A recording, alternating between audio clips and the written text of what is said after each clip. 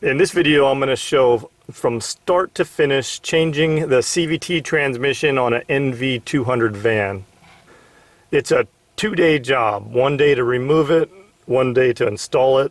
It was pretty straightforward. The transmission comes from Nissan, factory programmed. I didn't have any need to do factory programming at the dealer.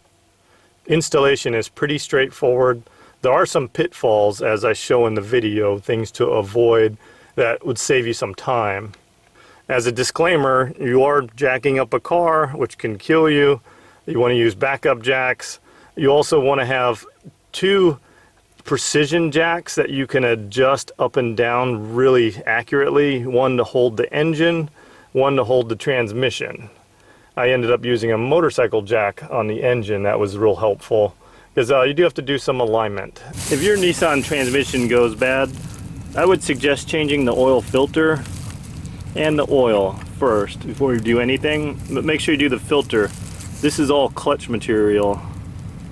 It doesn't stick to the magnet, and it actually clogged up the filter and made it do the loud noise.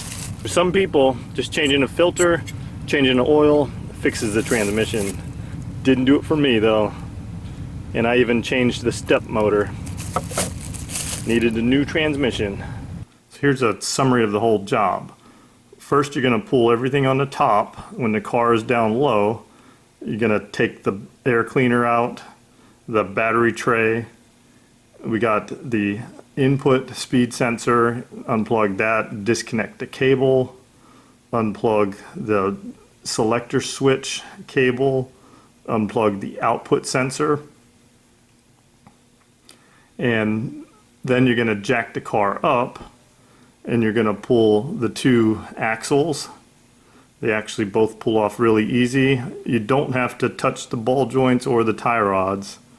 Those move out of the way and you can get the axles out. You're going to keep the bearing in the bearing bracket and just pull the entire bracket on that passenger axle. And once all that's done, you're going to drain the radiator fluid. Of course, the transmission fluid, you want to drain that. And you got 4 hoses to disconnect. We got the 2 oil hoses, which are smaller.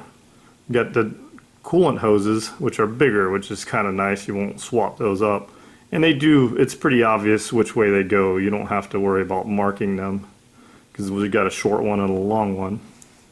And then for safety, when you pull the bolts, leave them in position. You want to separate the transmission with a bunch of bolts still there. And first, when you're getting ready to drop the transmission, you're going to have the starter, pull the starter out.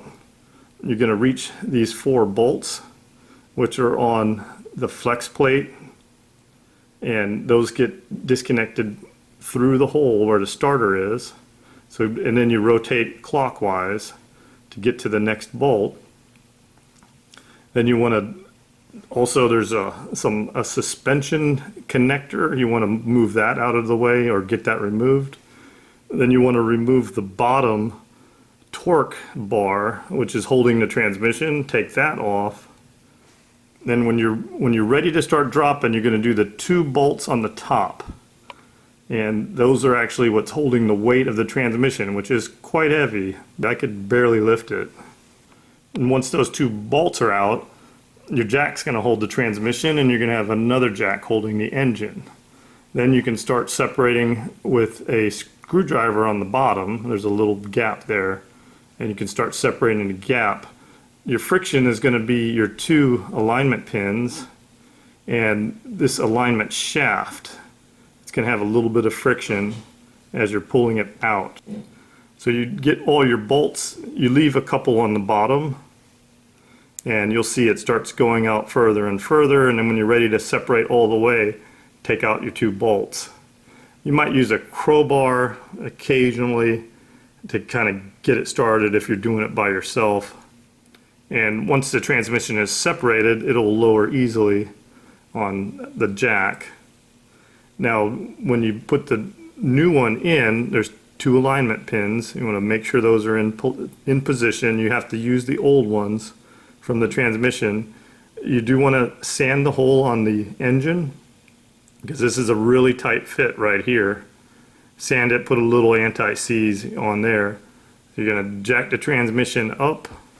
I do recommend 2 people putting it in because it is a little tricky. I did it by myself. You're going to make sure you have some sheet metal securing this torque converter because it can come out of position and then it's really impossible to get it to mount.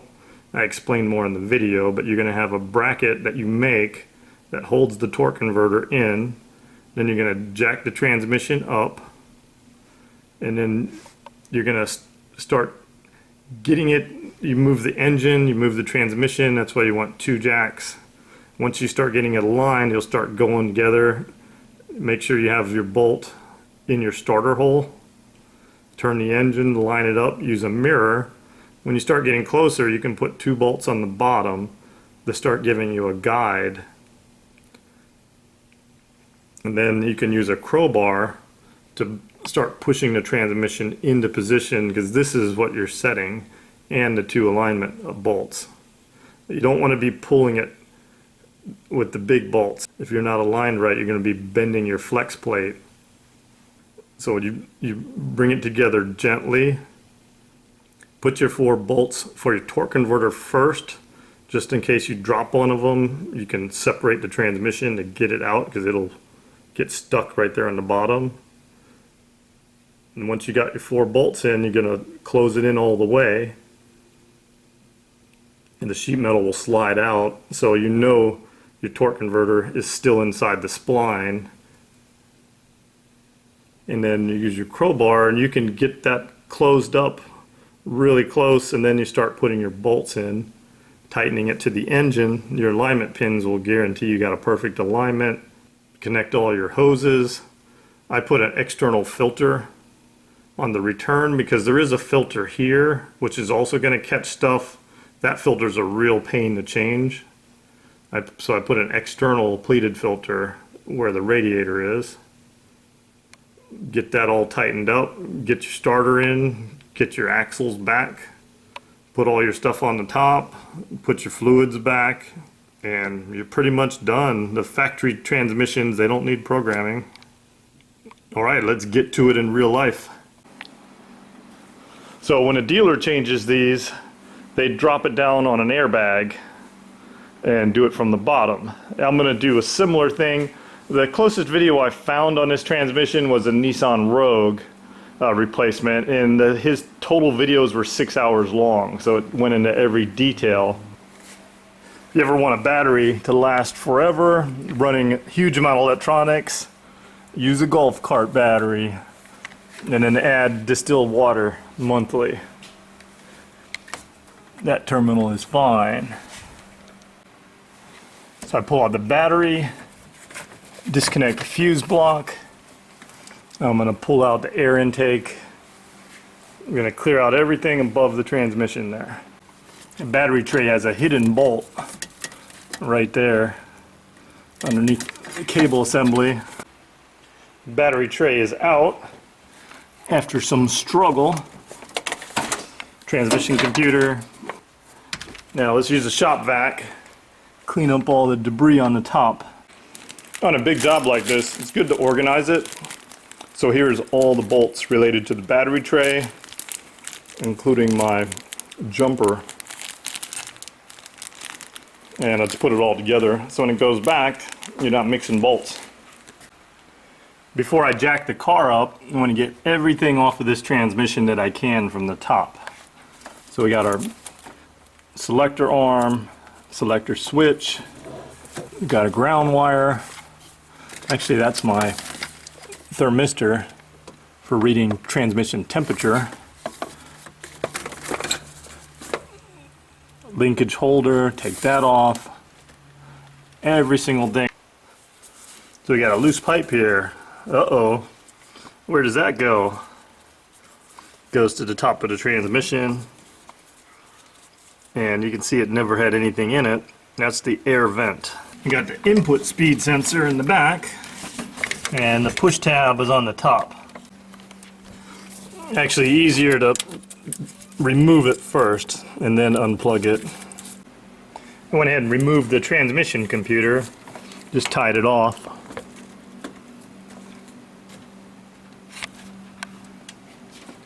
Let's jack it up now, start working on the bottom. Let's pop off both of the mud flaps, the engine cover and also the radiator cover. And it looks like we're going to have a nice clear shot getting this transmission out. It's going to drop out pretty easy. And organize all your bolts with what you're taking apart. So these are all the mud flap bolts. They will stay with the mud flaps. Now there's a transmission cooler here. This is going to be full of garbage. Here's a thermostat which turns it on and off. And then it goes, those pipes follow around and it goes to the oil warmer, which is right up in there. And the oil warmer has a little pleated filter in it that would catch this garbage. But I'm going to do an inline filter because this is real easy to access right in the front here. So I'll have a filter in front of the filter so the factory transmission pleated filter will never clog up. And here's a nice one. It's made out of stainless steel. It has pleated and a magnet in it, which I don't really need the magnet because we got tons of them already. And Amazon is selling it, reasonable price. That part number is 381 and then 4 zeros. This does 1,200 foot-pounds of torque. Axle nuts are easy. It's worth taking this fender out just to clean it. See all the debris. And I already knew about spraying a water hose inside there, prevent rust. Whenever I wash, I spray it out inside there. The main transmission connector, it spins off. So I took off the mud flap. Just got to turn it, and you keep turning it, and then it actually threads on just like that.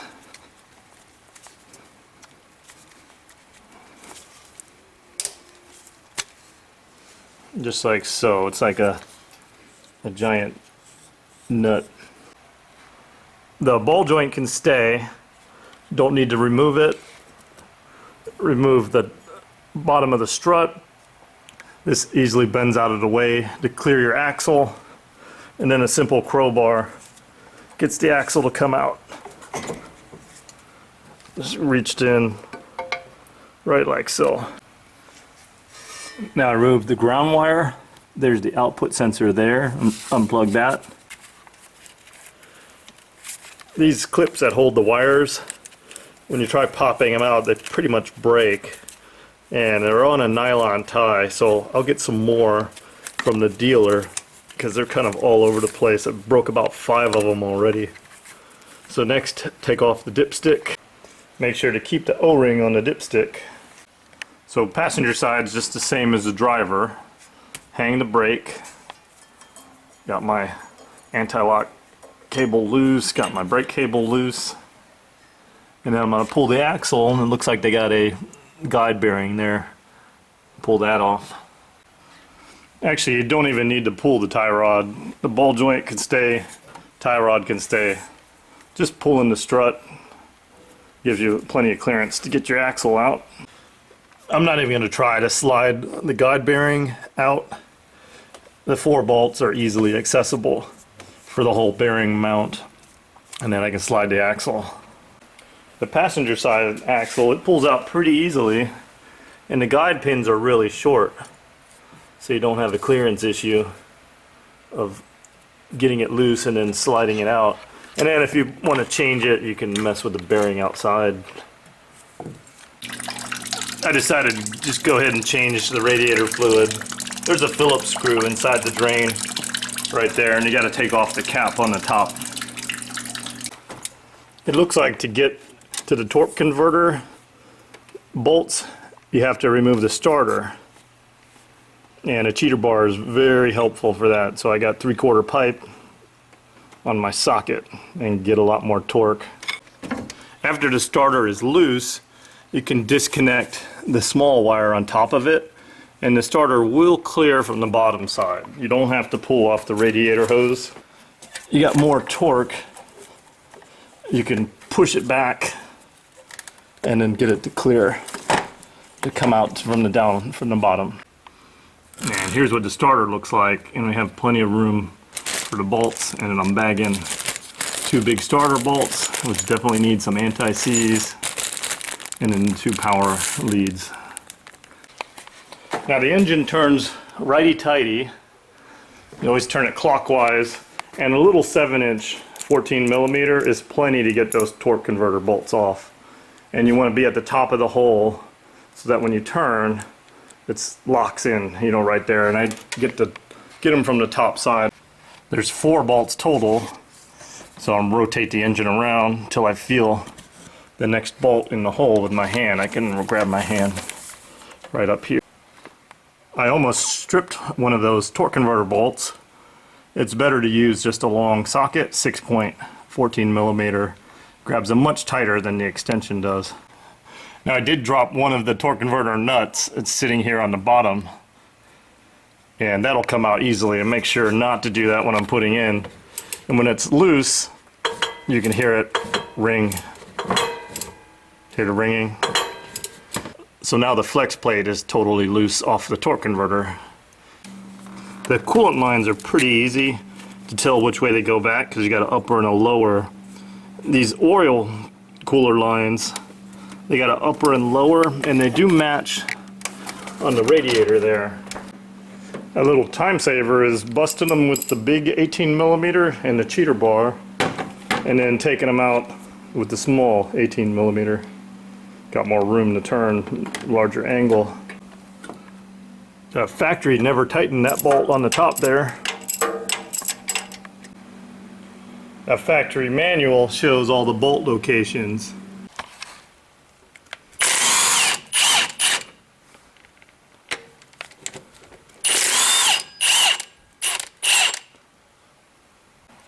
And I'm also going to get this suspension mount out of the way, just so I got some more clearance.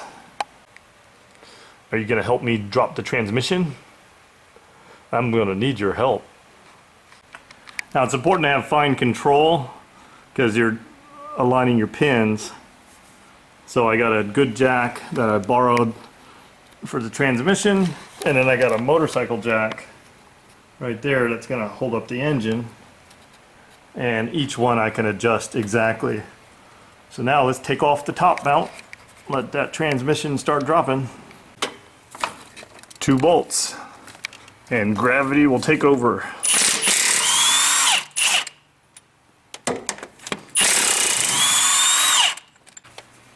Notice the front bolt is special. It goes in the bigger hole. And there's a little drain right there, so you can see we're nice and loose. Let's pull out all 10 bolts now, holding them together. Always use safety jacks. I got backup jacks on top of jacks. Plenty of jacks. So I want to get that torque converter off of the flex plate. I finally separated the torque converter and the flex plate just by spinning it,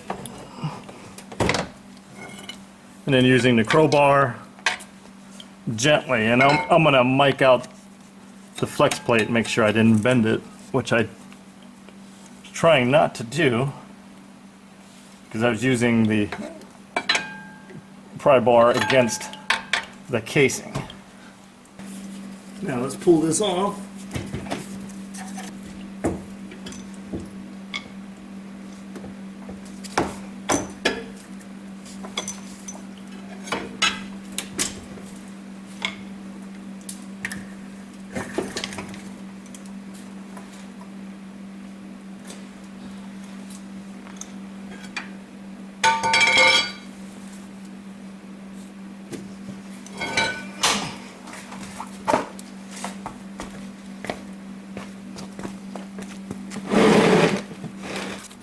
Now you can see on this video I got my lift in the wrong spot, so I'm not balanced. I should have been more in the middle of that pan there. So I'll see if I can get that corrected, get more balanced.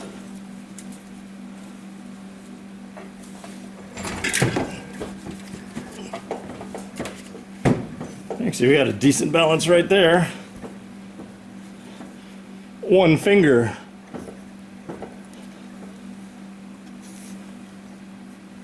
Let's lower it down. This is where you need a little bit of lift control.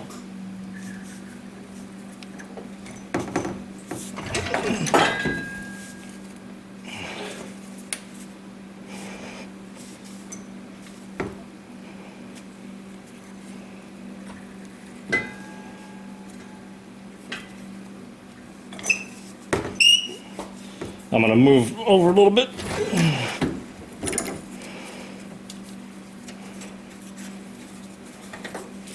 I'll make sure I'm not dragging anything. There goes my torque converter.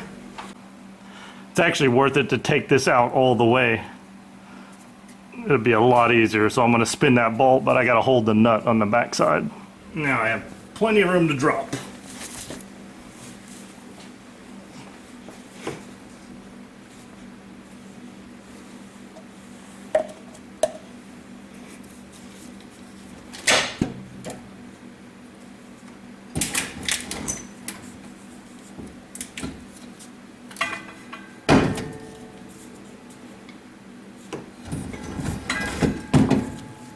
There we go.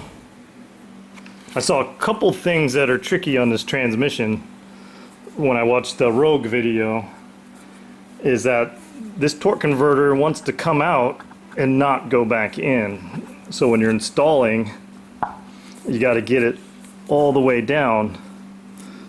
When it's all the way down, I got a whole finger. It's finger depth deep in there. If I pull it out a little bit,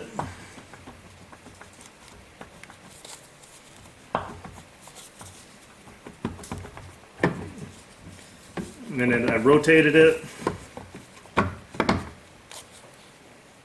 See, it's not a finger now. You think it's in, but it's only half a finger in. It's gotta find that other spline. It's kind of hard. There we go. Then I popped in all the way, and it's deep in. I mean, it's like 3/4 inch, almost an inch in. So when I put the new one in, I need to make sure that torque converter stays all the way in. Otherwise, I got to pull it out and do it again. Because that flex plate is not going to push it in. And the other thing on the Nissan Rogue video was that there's a washer that goes under the speed sensor right here. Now I found a washer on the ground, which may be the washer that was here, so I'm going to check that on the new one. It has the washer installed. It has an O-ring for the oil, but that was if that washer gets missed, then you're going to rub your speed sensor. So here's the little mystery filter, which is not in the manual, but it's a pleated filter. So I'm going to put the external inline filter, and I'm going to put it ahead of this filter. So this one's never going to get dirty. I'm never going to have to bother changing it. I'll have an external filter that'll work first. And it looks like the return line is the bottom line. Let's make sure it didn't bend the flex plate.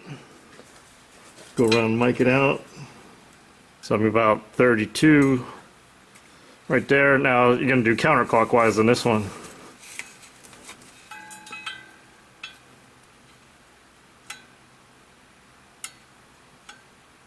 $35 thousandths.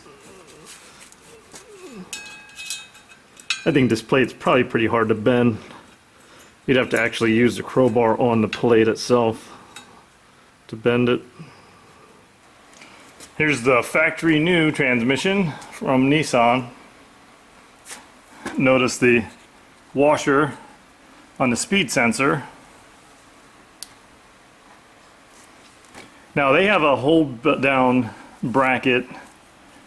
See, I got one finger space on the torque converter, but the flex plate is not going to clear with this, and as soon as you remove this, if you shake this transmission at all, that torque converter pops forward and you got to drop it. It's real hard, as I showed, to get it in there. So I'm going to do a clever little hold down from the side with a little piece of sheet metal and some screws on this side, so I can actually mount the transmission and still have it holding the torque converter, and then just pull out that bracket at the end. So this is going to allow, it's holding it in, and I can pull the screw from the outside right there, and it's going to make it where this torque converter stays, and I can do my first bolt. Here's my starter. I can get my first nut on there, then remove the sheet metal. Another pitfall to watch out for is there's two alignment pins. As I was starting to set it, I realized that, oops, I'm missing a pin. Get that out. Now I'm going to file it down. Don't forget your alignment pins there and up top there. It has a really good balance point too, right on the end of the pan. Does a perfect balance. It rolls around more stable, just sitting all on the jack. Get it in position. Now I'm going to tip it up to its balance and raise it up.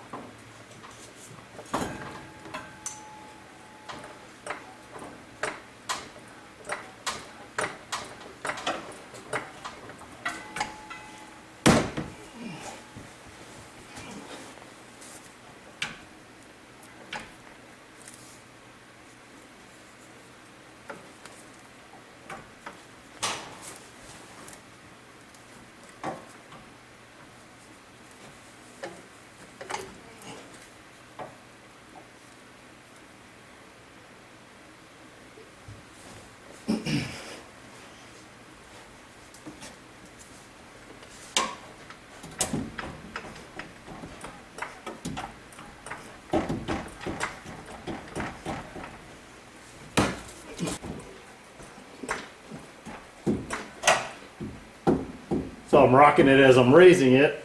Make sure I'm not binding.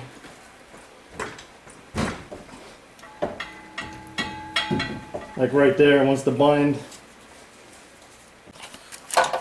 So you can see the sheet metal is holding the torque converter nicely in. Now there's 11 bolts total. 2 of them are on the starter. Here's 9, and 2 of the 9 are longer. Be nice to the next guy that's going to work on this and use anti-seize, because that next guy is probably going to be you. The 2 long bolts that are longer, they go from the transmission. There's one up here and then one down below. And all the short bolts go that way. 2, and you can see it's pretty obvious. So I got 2 bolts on the bottom to line everything up, and then manually turn the engine to line up the flywheel. You can see right there I got my torque converter lug lined up with the hole. So now I'm just going to start closing the gap, and these bolts on the bottom will keep me aligned as I close. Now I can pull out my holding metal on the torque converter. Now the torque converter can float free to tie onto the flex plate. Now using these 3 bolts, I'm able to bring it in closer, and then I could reach in and spin the torque converter so that I'm in the holes. Now I can start closing it in all the way. To set the guide pins on the top, crowbar is helpful. Push it right in. Before I install all the large bolts on the transmission, I'm going to put the 14mm nuts on the torque converter, and if I drop one, I got to separate the transmission to get it out. So I'm going to real carefully put it in through the starter, and then spin it clockwise, put the next one, spin it, get them all on there before I start closing everything up. Now let's bolt up the transmission and bolt in the starter.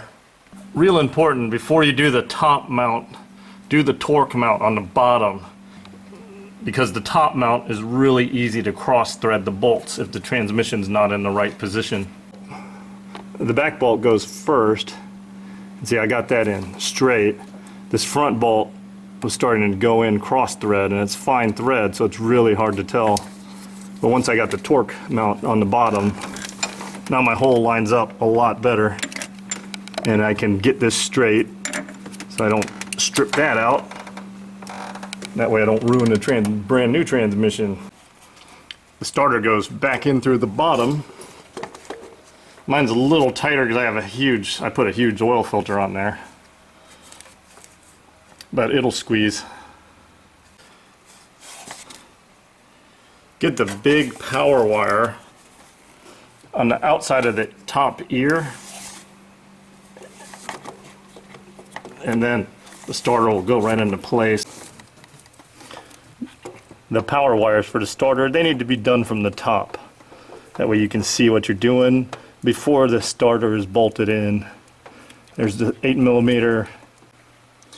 Now the starter's mounted, and now I'm going to do the larger 12mm, because that way I can tighten it. I'm putting everything back on the bottom, and then I'll lower the van down and do the top. You do want to clean up your CV axle and then lube it with some fresh transmission fluid. On this passenger axle, it was binding about an 1/8 inch out, not wanting to go in, so I gave it a twist with the vice grips, took it out, put it in, took it out, put it in, and then finally it goes in by hand easily. Once you have your set pins on your guide bearing, the shaft will turn very easily because you're turning the differential in there. Lube it up.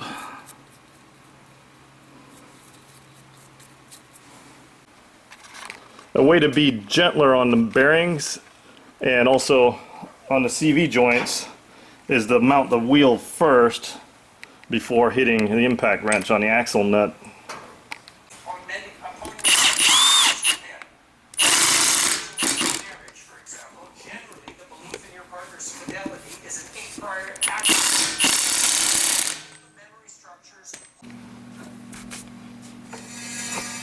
Don't leave a rubbing brake shield, it'll destroy your brakes. I'll bend that with a screwdriver. The bearing, it's a plastic bearing at the top that the spring rides on. Makes a nasty noise. I've already changed it a few years ago, but listen.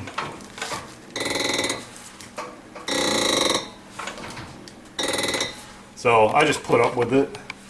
Probably change it again when I do the struts. Now I'm going to flush out the transmission cooler, and the pipes, the returns on the bottom, supplies on the top, and it follows the connections where they're tied in right there. And just blow air through it. So blow it through the top, and it'll come out the bottom.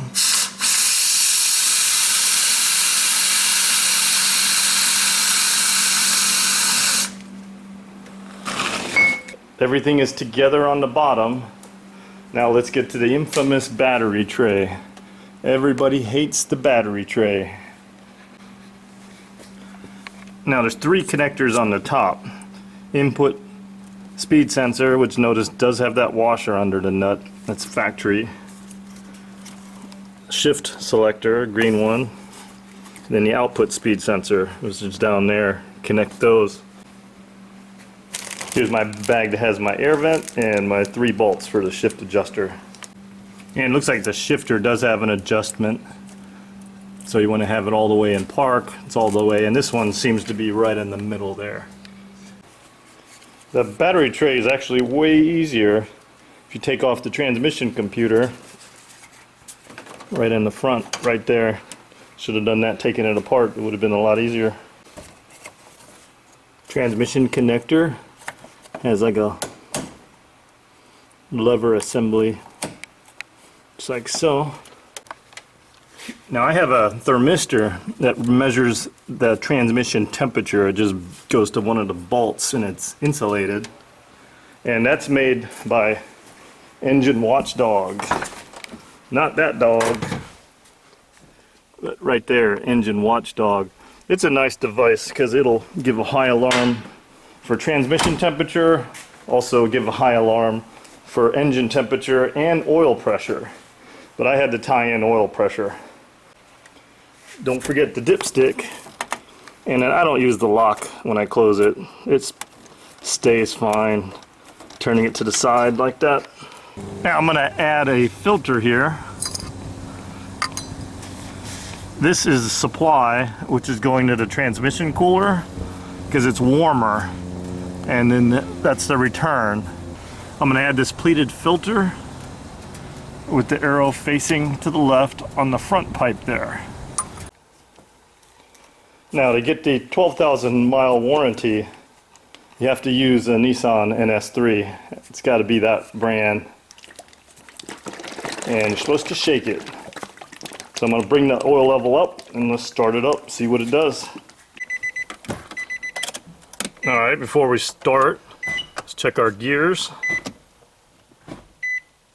Sure everything's good. And that, let's start her up.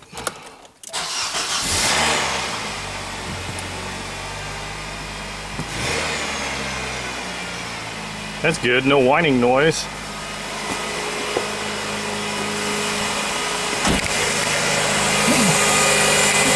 Make sure we're not leaking oil.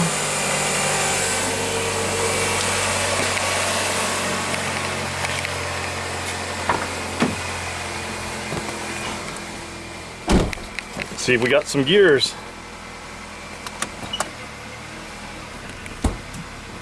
Yes, got reverse, neutral, drive, low, overdrive works. Sweet. Let's clean it up. I'm boxing up the old one to get the core from the dealer. Don't forget your radiator fluid. It turns out this transmission did not have to be factory programmed.